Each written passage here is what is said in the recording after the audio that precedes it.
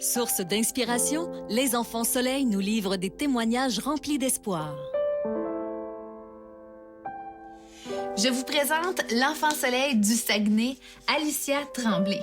Alicia a 4 ans, elle est toute petite, mais elle a traversé de grandes épreuves. Voici son histoire. En fait, Alicia, elle a eu une tumeur au cerveau. C'est un épendymome anaplasique de grade 3. Un bobo dans ma tête. Où ça, dans ta tête? En arrière. Alicia avait 2 ans et demi lorsque c'est arrivé.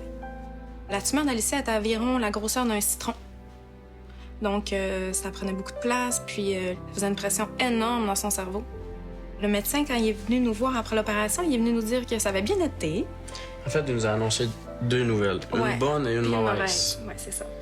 La bonne étant que la petite, l'opération, ça avait tellement bien été qu'elle avait enlevé la tumeur à 100%.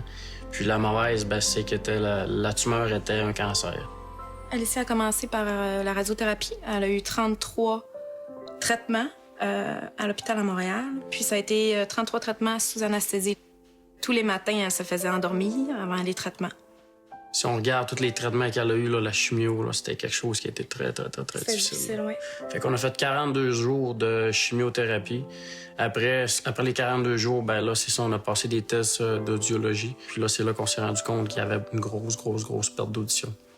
C'est inexplicable, cet enfant-là, comment elle a la joie de vivre. Elle parle, elle raconte toujours, elle aime tout le monde. Opération Enfant Soleil, ça représente beaucoup. À 2 ans et demi, il n'était pas censé faire de la radio parce que c'était trop petit, elle était trop jeune.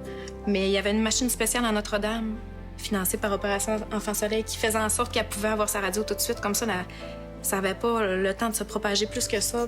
Sais-tu que t'es mignonne? Oui. Opération Enfant Soleil salue le courage et la détermination de tous les enfants malades du Québec.